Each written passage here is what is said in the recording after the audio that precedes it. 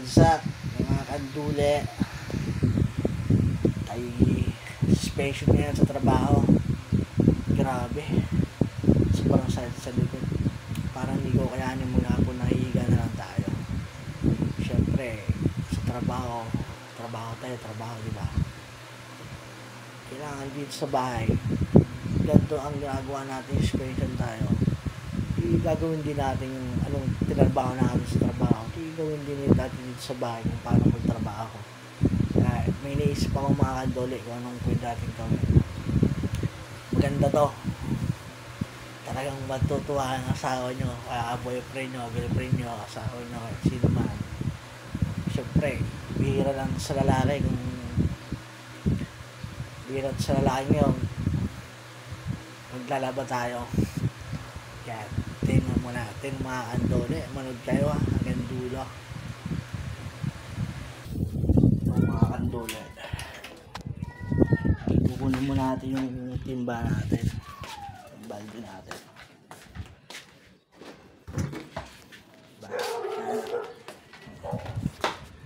Yung lagi nakahiga na lang tayo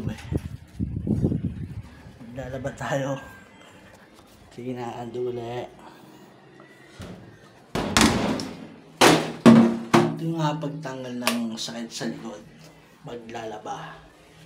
Teka lang wait lang. Yo. Tingnan ang sabon natin. Bababad ko na tayo.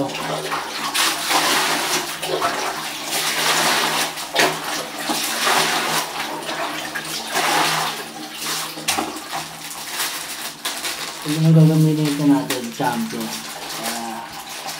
Champion mga kandole. Babad ka.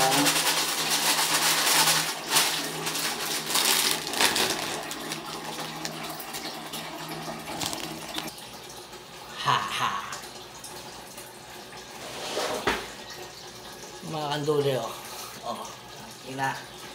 isang banyera.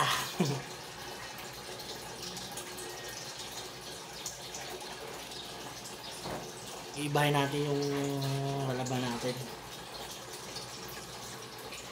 Nagbababad tayo ng ating darling. Kaya kayo kandole, pag nag-suspension kayo, maglaban yung misis nyo para matuwa sa inyo, hindi yung nakahiga maghapon. Nagaya ko, diba?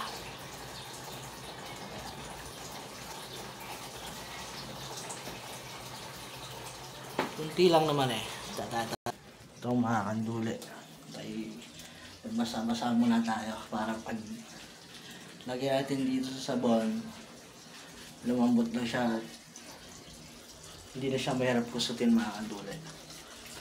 Bango tayo.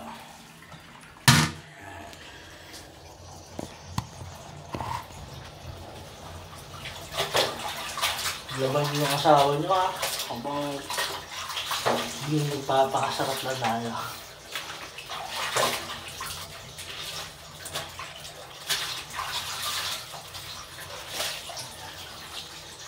Babad natin mga 30 minutes. Mamaya kukusin natin. Kaya bihira lang sa lalaki ngayon mga kandule. Kasi hindi na bang underwear na jowa ko kandule. Ako talaga, hindi naman talaga ako naglalaban ng ganito. Hindi ko alam sa sarili ko. Hindi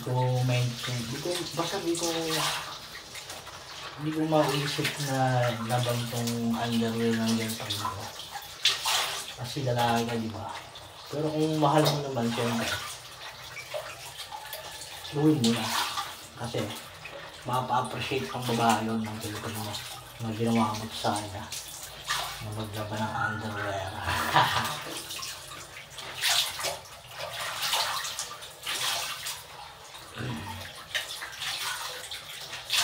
Ito lang.